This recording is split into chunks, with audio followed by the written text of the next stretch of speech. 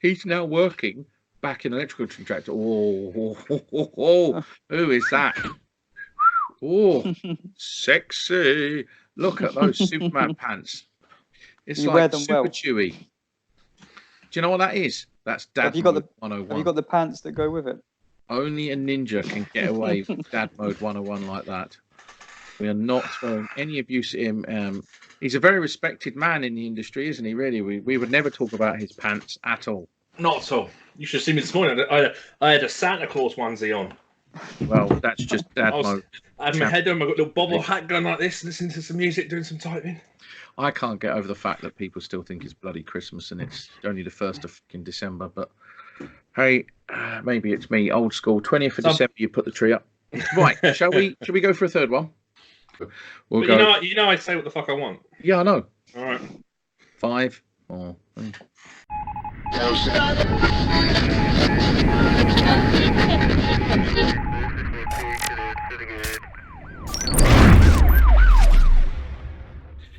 Hello, everybody, and welcome to another E5 podcast. Today, with me as co-hosts are... It's David Watts again, the Sparky Ninja dude. And Adrian, Davey from Brighton.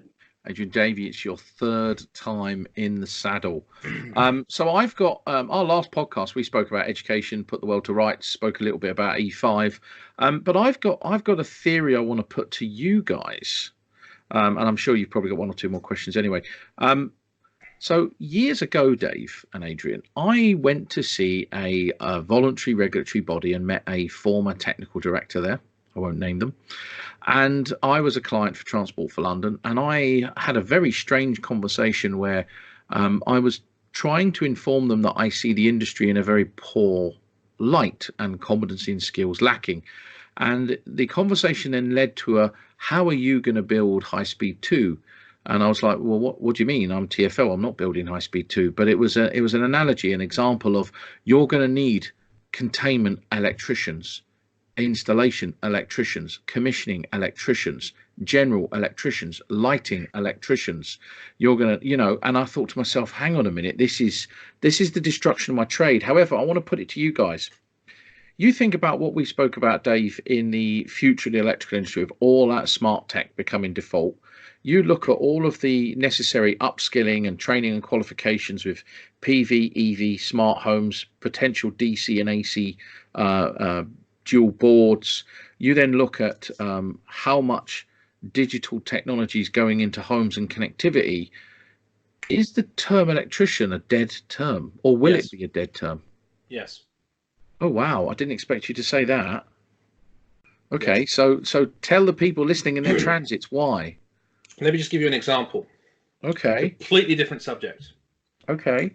I went with my mum for a COPD check about 2 weeks ago or 3 weeks ago, and they were giving her a brand new inhaler. Okay. And this new inhaler is one where you put in the pressure canister and you turn it, and it does like 60 turns, and it's one of these automated things because she has real difficulty in the timing and the actual breath. The GP could not properly train her on how to use it, and she openly said, "We have been de-skilled as doctors, and we do not know how inhalers work or operate anymore because it's cheaper for them to train people on individual minor lower skills than training one entity to do the much broader scope of the work."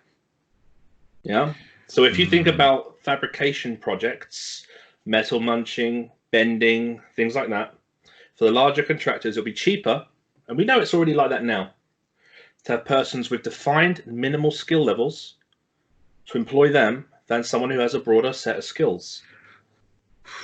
So this is a controversial one then. So yeah, you're right. I mean, I've been on jobs when I was apprentice, I spent a year just doing unistrut, ladder rack, containment, trunking, conduit, and after a year of constantly doing it, don't get me wrong, I was super keen to learn it, but when you're bending pipe for 3 months, you get it. When you're forming ladder work and you get your angles, this is the thing with containment. Metal munching is Meccano, it's angles. Once you know how to set out your angles and you can measure off any surface and any structure, metal munchers, the guys who are constantly doing it, are experts in fixings, anti-vibration, measuring off of angles, getting straight lines, getting everything square and set out right, and building a pretty solid system. But we used to do all of it. We would build the framework, we would then do the cabling, then do the glanding, then do the terminating. But you're right, the modern pressures, the modern capitalism, the modern commercial pressures on commercial industrial, I think we're going to end up having to accept that the fact that an installation electrician may have to be defined scope installation electricians. It's the way the Which is workflow is. scary. It's the way the workflow is now controlled. I mean, the workflow now, instead of going to one consolidated contractor who will obviously have a clerk of the works kind of structure to plan, implement, actually do the work, there's agency influence. And so they'll have a management team, but then they'll have a agency provide a stock of skills Well, of, yeah, I of mean, different levels. And if you have a request for a certain skill, then you're going to request a certain level of individual. I think Sam and Ricky have mentioned it before in their Yeah. podcast about agencies where they literally, you just get told turn up with X tools on a Monday, and they have different toolbox, whether they're doing metal munching or they're doing wiring or whatever. It's quite scary because at some point the industry's going to have to catch up with that. And then, I mean, maybe this license to practice, maybe on the license, like with the gas fitters, they're licensed to do core competency modules. But how would that work then, Adrian, on domestic house bashing? God, I wouldn't even like to think how that's going to work. Because you, no, but All you I can look see at is pound signs. yeah, but you look at no, but if you look at my trusted electrician Luke Witchard, he does conduit work, steel conduit work. He does plastic conduit work. He'll do installation, commissioning, wiring, smart. He does a whole plethora, the whole load of different types of domestic install.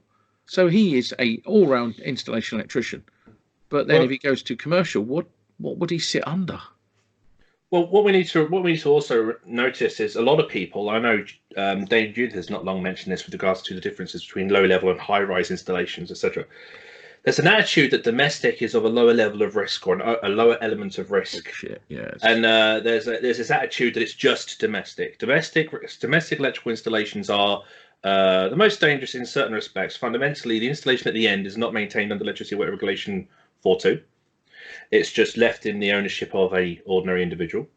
As you just described, the actual location itself requires a huge dynamic of different skill sets with regards to installing containment, with regards to actually installing the wiring system, a variety of wiring systems, especially if we're going to start evolving into data, and we're going to start evolving into solar photovoltaics and other sources of renewables.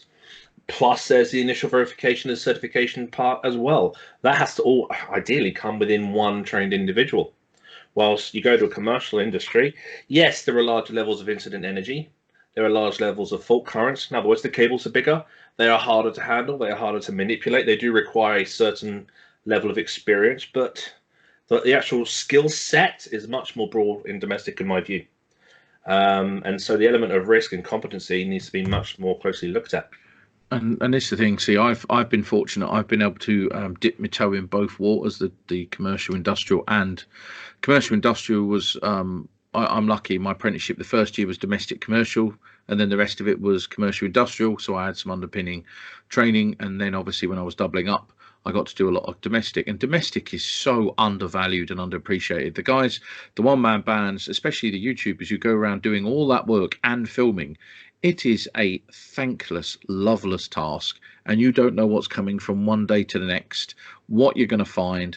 You know, your van, you're praying to God Friday night, 6 o'clock, you've got the right gear, you've got the parts to finish the job. It's scary stuff. But also, I found the domestic to be the most interesting because such a variety of different sites, client, environment, experience. You didn't know. I mean, when I worked in social housing, you didn't know what was behind one front door to the next. Well, this is why I got into domestic. I worked for an electrical contractor in Brighton as an apprentice, and whenever I turn up on site, obviously I didn't get any say in anything that happened. I had no input whatsoever. I was literally just told what to do and where to be and how to do it. I found it mind-numbingly boring, if I'm honest with you. But I thought I could do it better. As when we work in the domestic, I thought I could do it better. I had ideas. I thought there's a better way of doing these sockets. We don't have to, do it this way. If we did it this way, it would look so much better. So I decided that was the course that I would like to take. And you have to make more decisions as a domestic electrician. You've got more responsibility in some ways, I think, because you have to work out what the customer wants. You have to look at what they've actually got, not just turn up and be told what to do. So I agree with what you're saying. I mean, personally, from my point of view, I do feel that domestic electricians do have more to deal with. So this is now a scandalous podcast, because we're now talking about the future of the electrician. And do we actually use the title of electrician anymore? And let's be honest about it, do you think the industry is ready for a license to practice, where if we go along this view of similar to the gas guys, where they're licensed to work on systems? So in our case, domestic systems, commercial, industrial, cable management as underpinning. Because with gas, I mean, I actually did years ago, I did a Corgi course, and I held a Corgi card, believe it or not. And I had my CCN1, which was my core competency for gas. And then I had MET to work on metering. But again, so there's that underpinning core competency, and then that additional competencies. If we go down that route, how is the industry ever going to prepare guys, given the fact that guys are really struggling, and every 3 years the regulations are updating? I mean, we're gonna have to update the EAWR for this. Well, we shouldn't. Oh, go on. Sorry, David. Sorry. I think fundamentally we need to remember that in the interest of safety and for the client, especially in domestic as well, we need to break it down. Because if we have like a JIB gold card, as it is right now, I mean, this is me just talking through my YouTube video that I did on this subject, where you've got one card that expresses full competency across a spectrum, which isn't in any way going to verify ongoing competence or individual abilities.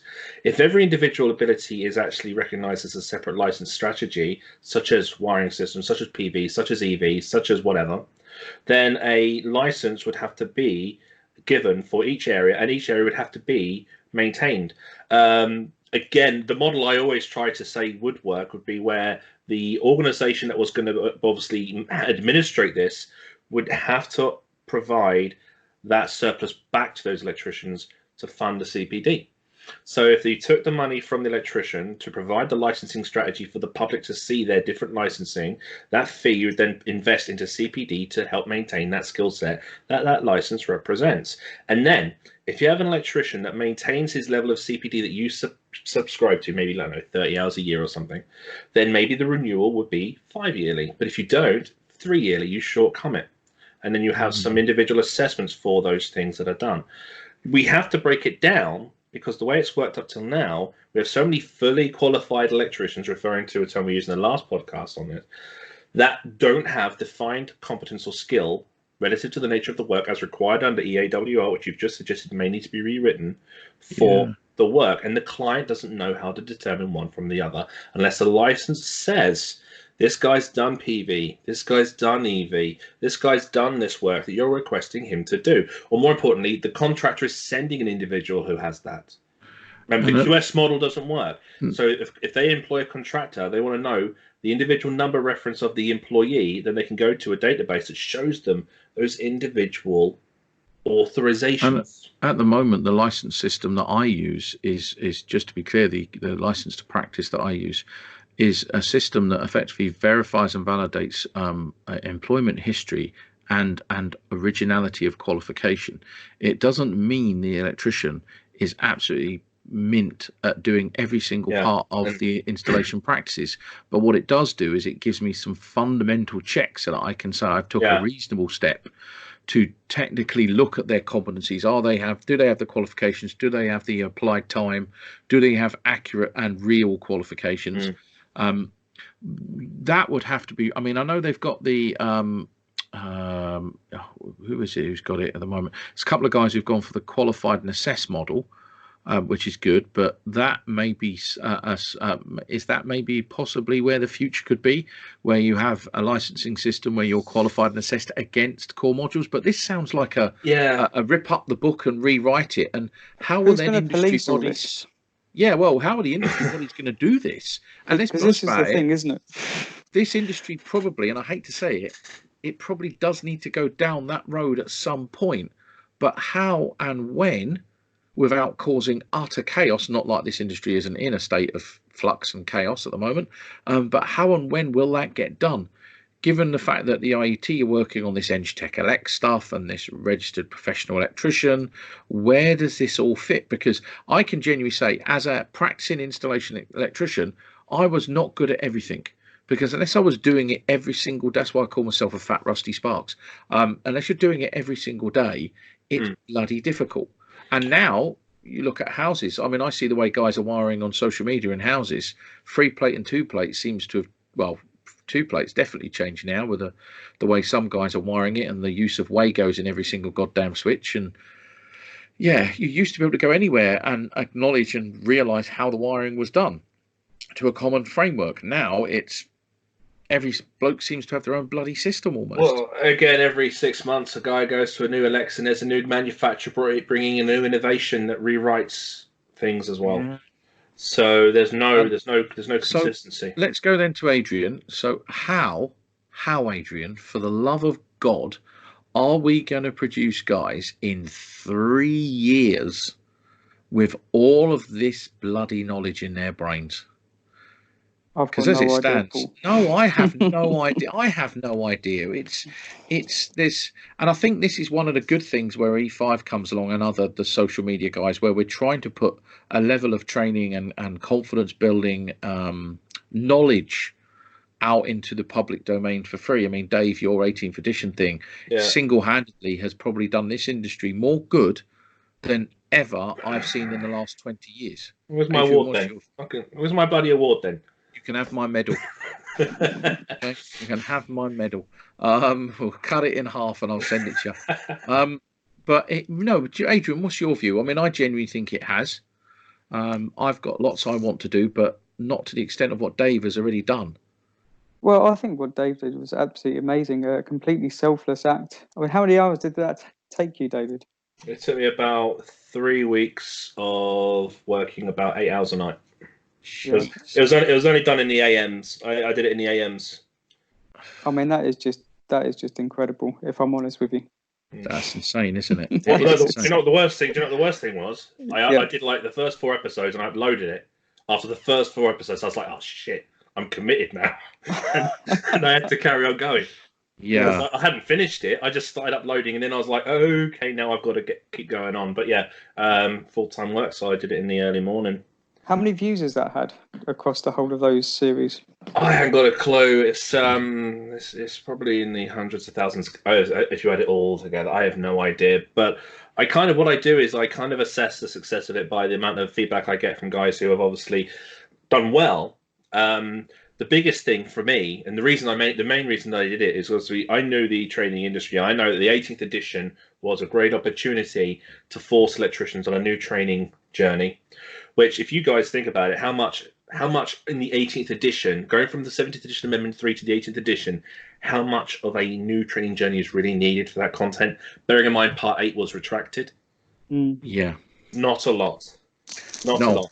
But as we saw with the 17th edition, though, it brought in a new demand for training. It brought in a new demand for rebadging or reboxing test instruments, redoing books, boards, and I just knew every electrician was going to be kicked in the dick or whatever he or she may have.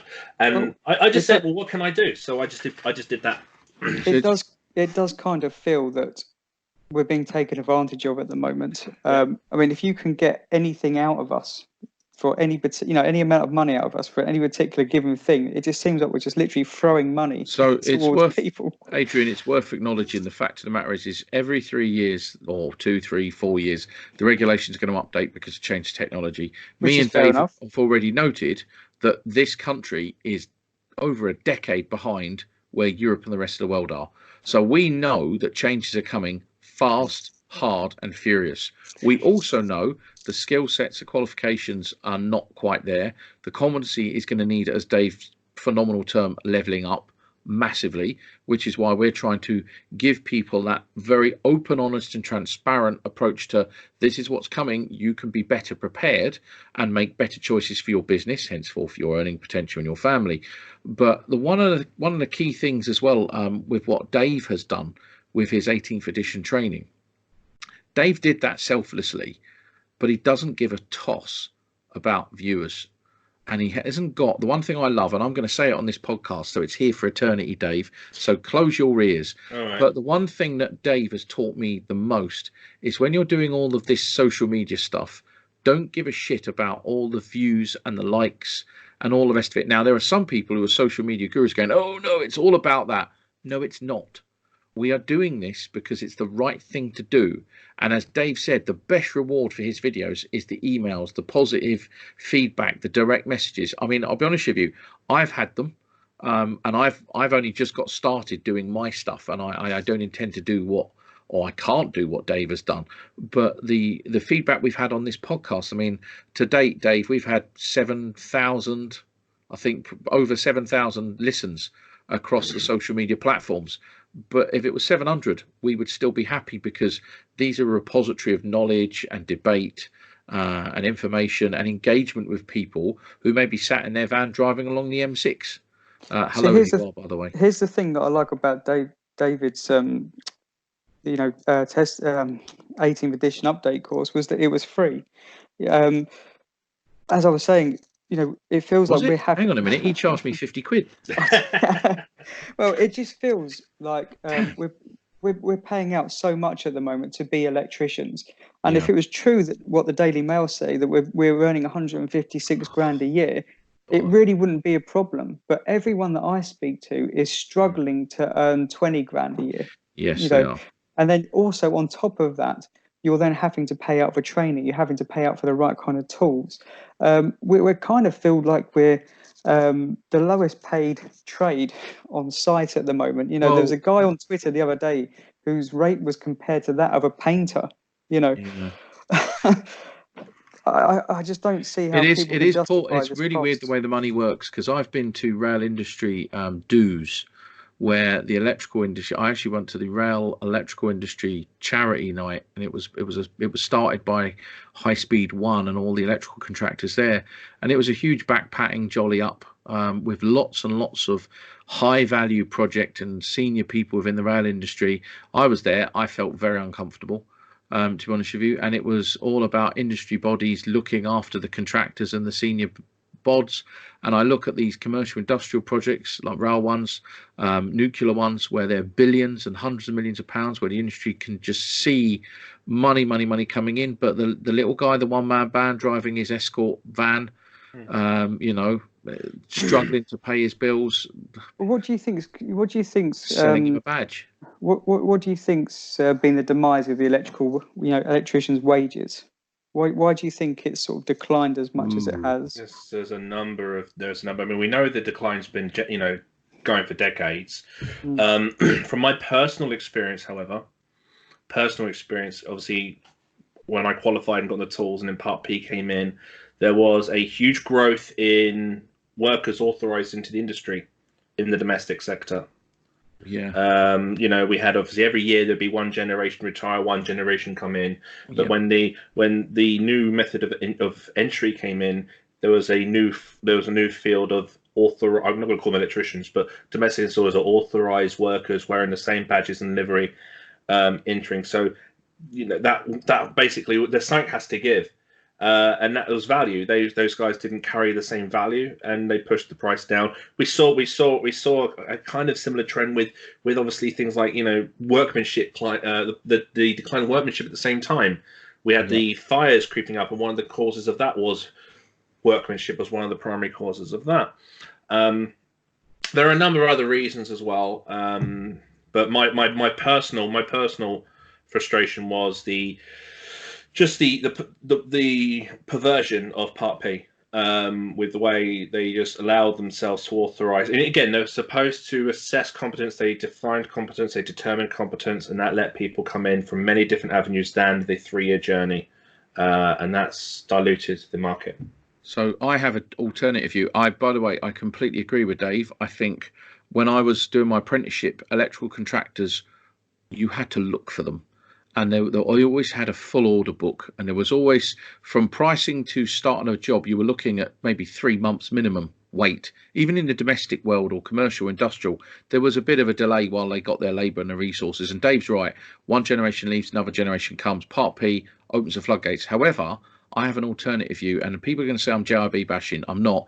I worked for a JIB registered company. I was a JIB fanboy. I had the little book, the Amicus book. I was a member of the union and all the rest of it.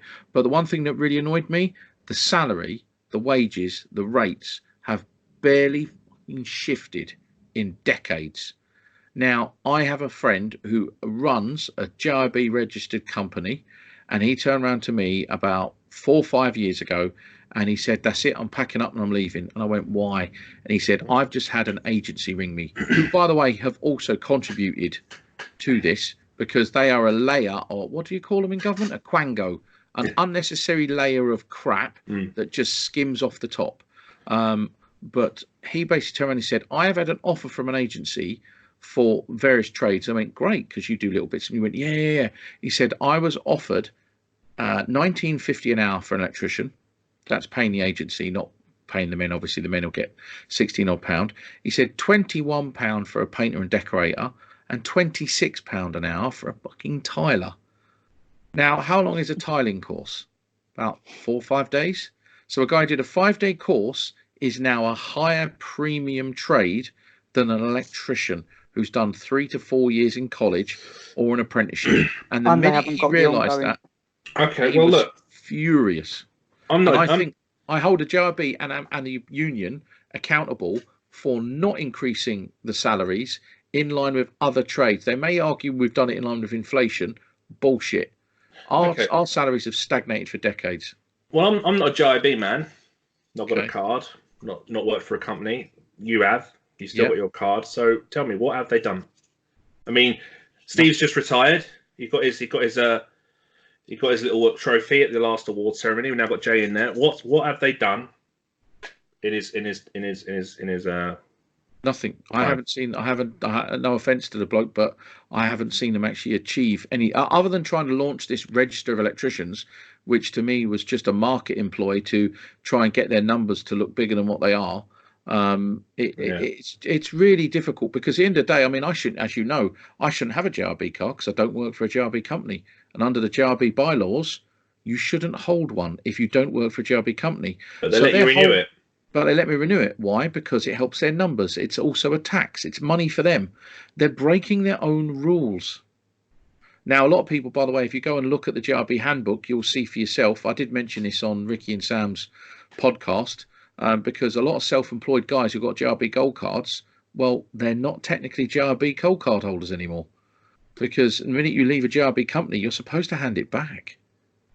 It's in their bylaws, man. I know I'm really sad for reading it, but I was reading it while I was talking to Ricky and Sam during their podcast. So there is a major problem. Is there such a thing as a JIB electrician then? Yes, but only when you're working for a JIB company. So it's a JIB company. So you're a JIB company's electrician. Yes. So you're not an individual electrician. You can go freelance from one company to another as a JIB electrician. No, unless they're a JIB registered company. No. You lose the right to hold that card. Well, mind-blowing, isn't it? It's amazing. It's amazing, really. But for me, again, it's simple. Yes, they've put rates up, but remember, they negotiate this with the employers.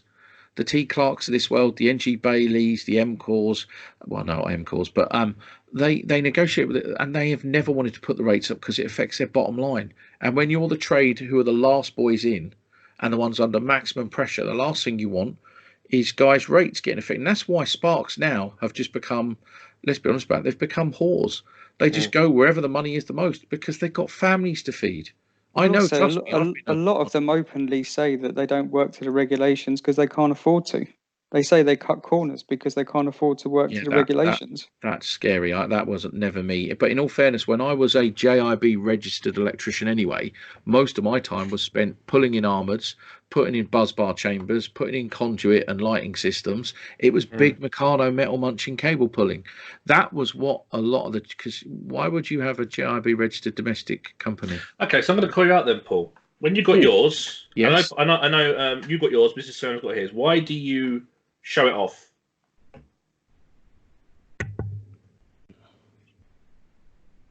Because that tells a lot of people they should get that. That tells everyone else, oh yeah, I need to do that. So good point. I showed it off because, like with anybody, when you serve an apprenticeship of any form and you get to the end of it, you're always told go for gold, go for gold, go for gold. When you get it, it's a huge achievement because What's it's peer accepted. but what we've just said what it is. I mean, what?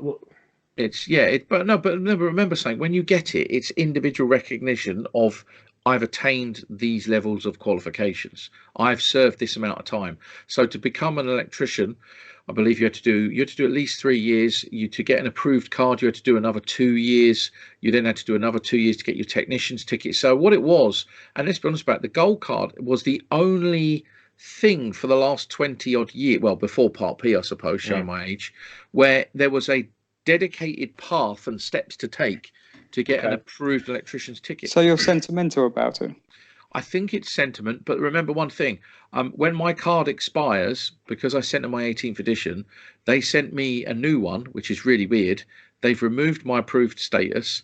They've put me as conditional, and now it's only a gold card. And they've picked up on this, by the way. In fairness, I am only an approved electrician, and it says on there if I work for my company I did my apprenticeship for.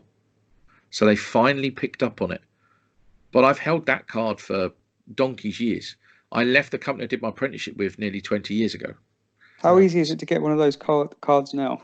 Well, you can go on courses, aren't they? Them gold card courses where they fast track you, which is a bit weird considering some people will sign up to it and they may not even be working for JIB registered companies. I think there is a level of a lack of due diligence in working to the bylaws of the JIB. But then again, I think also, and I've said this to Steve Brawley when he was around, nobody checked my qualifications. Nobody did. And Steve Brawley admitted to me, and for anyone who's hating on me now for thinking I'm hating the JIB, the JIB did not check your qualifications. Would it be fair to say that the JIB card used to be a status symbol? Without a shadow of a doubt. You work in a male-dominated environment, it's bravado, especially commercial industrial sparking. You'd walk into a site cabin, you got your gold card, boy. If you ain't, you're nothing. You are poo on the boots. It was Gold Card Club every day of the week. Those Gold Card Clubs still exist. You know, there are Facebook groups where you have to show a picture of your gold card. Like that actually makes you a decent electrician. I mean, fucking hell. Can you imagine me now going back onto an industrial site trying to gland a 185 armoured with my gold card? Do you think it's been devalued? I think, as Dave rightly put, since Part P's come up, the term electrician has been devalued. And I think as such, a lot of people haven't been trained to the skill levels that the old school gold card holders had, which has made a lot of the old gold card holders quite annoyed. So now that you've said that, I have to bring up electrical safety first and the register. Go for it, mate. And what they do. So you say the term electrician's been, devalued. The whole thing is they're supposed to be called domestic installers, aren't they? If you're going through that domestic route, you're not supposed to call yourself an electrician. But we know that you. I mean, I never blame people for going through that route. A door's been opened. These people are in a position where they're trying to work, and they obviously have families. If a door's been opened, then they'll go through. And a lot of these people go through that journey, and then sometimes at the end, they then go back on the longer journey because they know they're not ready or not suitable, or they seek further support. But electrical safety first, and these stupid marketing campaigns about using a registered electrician, you won't trust an unqualified dentist, an unqualified pilot to do all this stuff, then you must use a registered electrician. They keep using the word electrician, but the point of that register. But the point of that register is to funnel and bottleneck all of the people who are authorized to notify with the CPS. And everyone who's gone down the domestic installer route has done it to get into that pool. So again, this is why the term electrician is being completely misused or misunderstood, because that's electrical safety first, which is obviously with part of search or an ECA. It's misuse of the term if they don't recognize, if they're not recognizing there are domestic installers also in that pool, and we have to kind of think about how this can get fixed, and it can't. And that's why I go back to the beginning with the term electrician. I don't know. So you mean the fact that some electricians are domestic installers, and some people have done short courses but are only domestic installers? Let's say you've got 500 electricians. Okay, of that 250 came through the domestic route, how do they get into industry?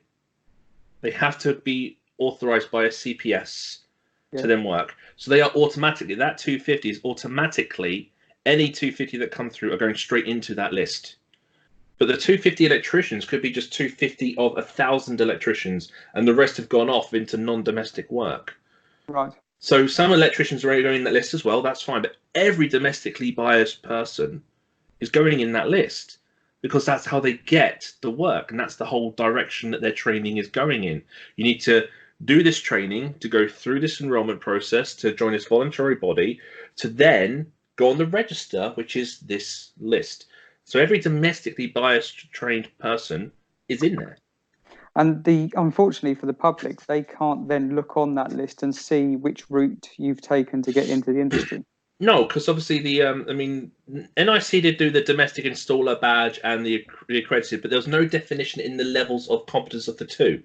They would just say competent domestic, competent overall. So for the client, that doesn't tell the client 3-year trained, 5-week trained. Mm.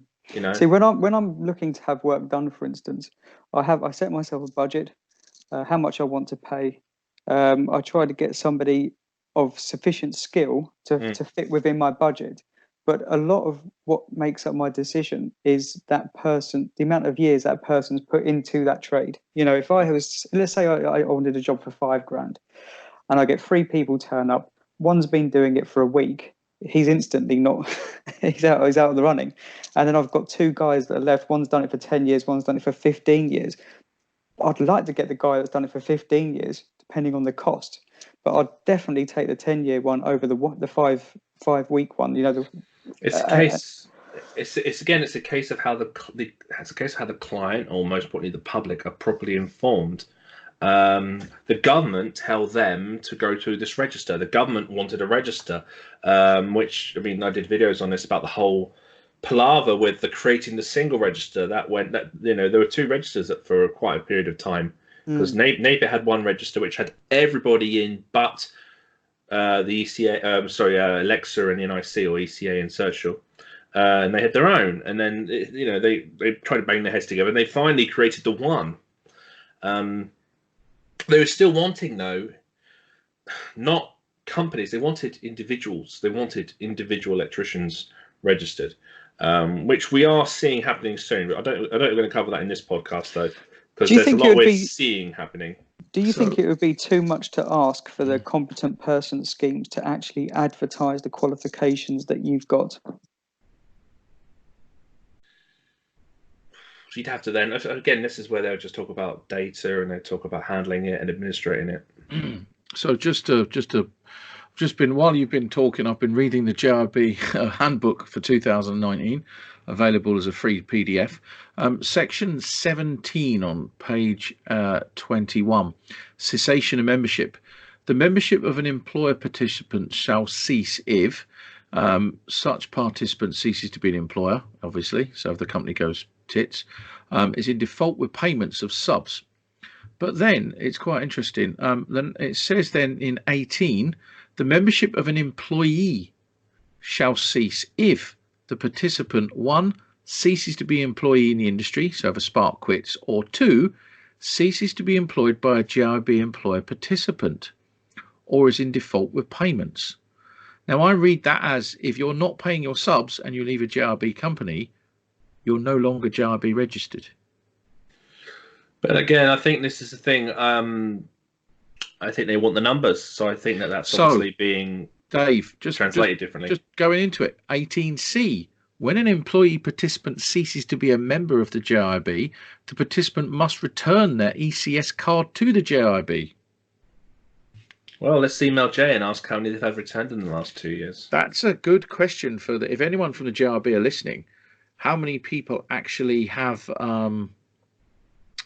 now this is a weird one, because Rule 20 says any employer participant, employee participant, or member of a register may resign their membership by giving not less than 3 months' notice. Did you know that you have to give 3 months' notice to jack your JIB card in?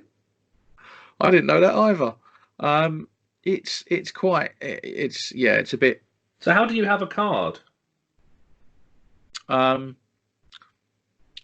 paid for one about 2 odd years ago. Weirdly enough, the new one that I got, I didn't pay for. They sent me a new one, and I didn't even pay for it. It's weird, isn't it? Well, to say it's weird is an understatement. But when you look at the rates as well, I mean, my God, like the rates outside of London, like £15.6 an hour, and then in London it's 21 odd pound an hour. You just think, how? So where did the Daily Mail get their rates from then? This 156,000 a year. A lot of this comes from the new build properties, doesn't it? Where these guys are caning in the new builds. I think that's where a lot of this data comes from, and it's just, I don't know. But we've seen the state of those. You've seen it firsthand, haven't you, mate? It's again quantity over quality, and the guys are raking it in. Apparently, well, I hear they get told. Sorry, go on. Sorry, just to let you know. So, a job employed electrician in London, so it's just an electrician, goes from £15.48 up to £17.84, depending if you've got their own transport. So just under 18 quid. That's London rates. That's barely moved in 10 years. So that's an electrician. An approved electrician goes from £16.98, i.e. £17, up to £19.34, and a site tech goes from £19.39 to £21.77. If you then go to national rates, an electrician is £13.81 to £14.99, and this, I'm sorry to say, is horseshit. There's a job down in my village at the local Costa that's paying more than that right now for the Christmas period. Now, well, aren't the McDonald's workers striking? When I came in, and I always say to anybody who joins the industry, always go for your gold card, because it's the only thing that exists. There is no other system that gives someone a stage gate map developed with experience, etc., because it does. But by doing that, they're keeping them in power. Yes, I agree, to an extent they are, but nothing else formally exists unless you're, as you have done, Dave, your own development route. But in fairness, you had something better than a JIB. You had your dad. I'm a dad. I'm a granddad.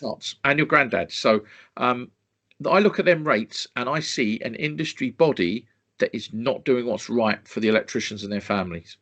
And that is heartbreaking. And that is why I don't really, when I, as an employer now, have an electrician come to me and go, I'm JIB Gold Card, I just go, and why are you guys not fighting and picketing for more money? Why are you not upskilling yourself? It's stagnated massively. Well, I hope those McDonald's workers get that £15 an hour. Really? Because then rates have got to go up, haven't they? I think the likes of the rank and file will then have some serious ammunition to go out and strike and picket but hey, do you know what? More power to them. At the end of the day, the rates are terrible for electricians. If you've got the skill set and you've got the knowledge, you should be paid fairly for it. If you don't, then pay peanuts, get monkeys. Well, rates haven't gone up for 10 years, have they? Yeah. I obviously we know with Rick and Sam and a couple of guys that they obviously are familiar workers with, that they work from one job to the next, and it's, you pick up your tools, they graft, and I just don't know why some of these guys actually can't. I mean, why they put up with that? I mean, there must be employed jobs somewhere. I can tell you why, because I used to work on commercial jobs, and basically most sparks on commercial, especially on industrial, it's sit down, shut up, do what you need to do, try and get as many hours out of the job as you can, and move on to the next one. And if you're lucky, you'll get kept on with that firm, and you'll just keep going. You'll get looked after. Otherwise, what does looked after mean? Couple of extra hours a shift, overtime at weekends where you get double time, where you can make your money up. But what it does mean, Dave, and I'll be the first person to admit this, is you're being flogged like a donkey. You're working yourself to the bone for nothing. The trouble is pay peanuts, get monkeys. That's all the guys could ever get. And I remember being in that. I remember working with guys who were like, oh, I really hope I can get double bubble at the weekends. I want the overtime at the weekends. I've got to work the week. And I used to work weekends as an apprentice because I used to get double time. But I was knackered, because you'd work like 8 or 9 weekends in a row, have no time off, and be going, oh, my pay packet's fantastic. Was it? I mean, for a youngster it was. But for guys who've been doing it 20 years, maybe they become complacent. Maybe they thought that's all I can achieve. Maybe the industry did nothing to help build their individual confidence, never mind competence, so they didn't want to spoil their income. Do you know what I mean?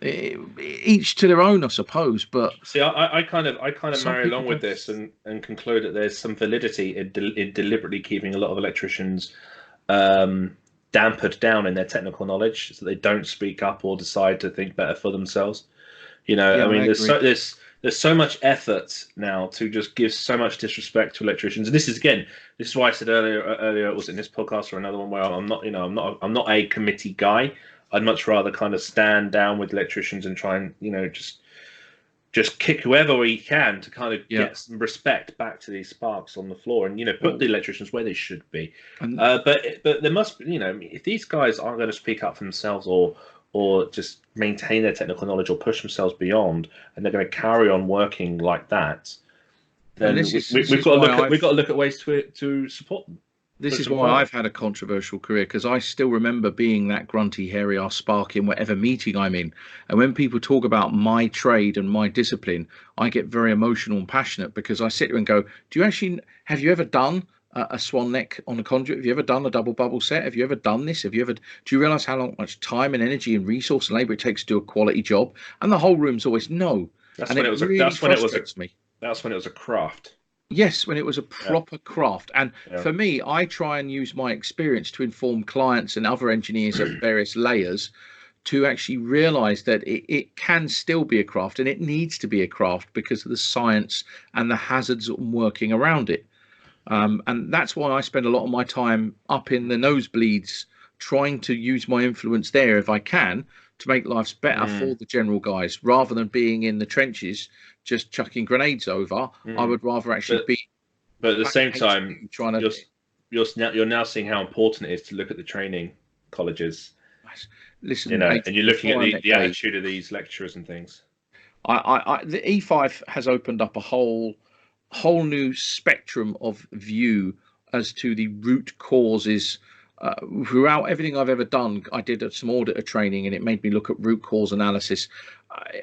Trying to understand why things go wrong has become a passion of mine, as it has Dave's. You have to ask the 5 whys of analysis. Yes, without a doubt. And I think that's one of the good things that E5 has helped us focus on, the support and educate, because we know we can do it.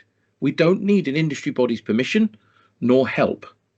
We can do that. We can help each other. And I think that's why E5 will always be around in some form. Maybe not the form that everybody wants us to be as a CPS, but I think that's where we will always be, in the background, giving guys a voice, giving them an ability to set their own standards. I mean, just look at the little exercise I did today. I mean, I went out for a dinner this afternoon, but we've had a little ongoing discussion over a past few weeks about certain things going on right now with a certain product in the industry. And we just decided to throw it into the closed Spark and Ninja community, where we've got a huge quantity of very highly knowledgeable people. Thousands, and there was a lot of good opinions and common sense now. And if you put the right guys together, you don't have to have people listening to be told what to do. If you put people who are thinking for themselves, they'll start to trailblaze, and other people will then be brought into that, because they're encouraging and they're inspiring. And even the people who are quiet will analyse and ascertain and form their own views and contribute in some way. And they'll start to speak up in time. Yes, they will. And I think that's... Once they know the company that they're in, and that's the thing. A lot of guys will just go along, listen, be told, and move on. They won't speak up. They won't think for themselves. And that, again, I hope we can try to just carry on doing what we're doing, really. I hope we get to a point where in a couple of years or so, we're thinking, bloody hell, everyone's a smart ass. Because there's so many people that have just chosen to rise up and level up with it,